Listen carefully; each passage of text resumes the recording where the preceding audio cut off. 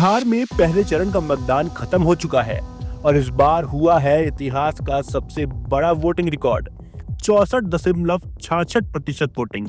यानी लोगों ने न सिर्फ घर से निकलकर वोट दिया बल्कि इस बार उन्होंने बदलाव या भरोसा दोनों में से किसी एक को चुना है। पर सवाल ये है कि जोश किसके पक्ष में है?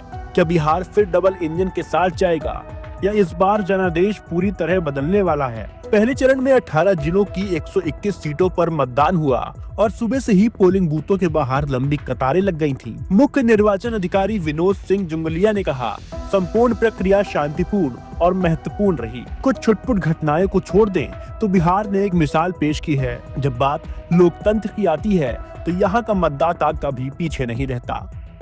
जैसे ही वोटिंग खत्म हुई, राजनीतिक बयानबाजी का दौर शुरू हुआ।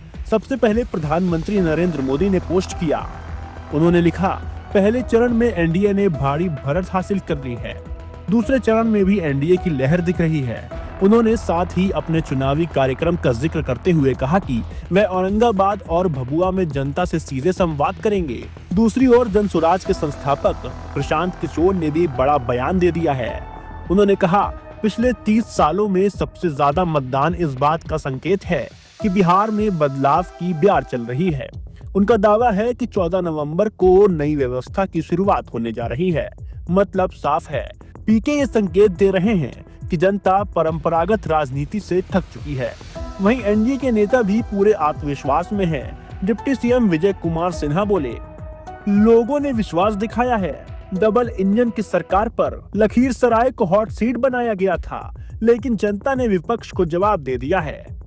दूसरे डिप्टी सीएम सम्राट चौधरी ने तो बड़ा दावा कर दिया है। उनका दावा है, पहले चरण की 121 सीटों में से करीब 100 सीटें एनडीए जीत रही है। महागठबंधन के मुख्यमंत्री दावेदार भी हारने जा रहे हैं। इस बार लालू यादव के परिवार से कोई नहीं जीतेगा। यानी एनडीए का मूड साफ है। वो मान कर चल रहे हैं कि लहर उनके पक्ष में है। लेकिन जमीन पर तस्वीर थोड़ी अलग भी है। कई जगहों पर युवा वोटर ने कहा, इस बार मुद्दा जाति नहीं रोजगार है। महिलाओं ने कहा, हम वोट और विकास सुरक्षा के नाम पर दिया है। मतलब बिहार की जनता अब सिर्फ वादे नहीं बल्कि नतीजे देखना चाहती है। पिछले चुनाव में पहले चरण का वोटिंग पैटर्न अक्सर पूरे चुनाव की दिशा तय करता है। अगर इस बार का रुझान देखें तो ये साफ है कि जनता उत्साहित भी है और उम्मीदवारों को कसौटी पर भी कस रही है। लेकिन 14 नवंबर को जो नतीजे आएंगे वो सिर्फ सरकार नहीं बल्कि बिहार की राजनीतिक सोच का चेहरा तय करेंगे।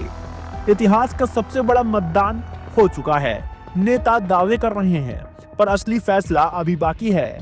क्या बिहार फिर डबल इंजन पर भरोसा करेगा या इस बार जनता लिखेगी नया अध्याय?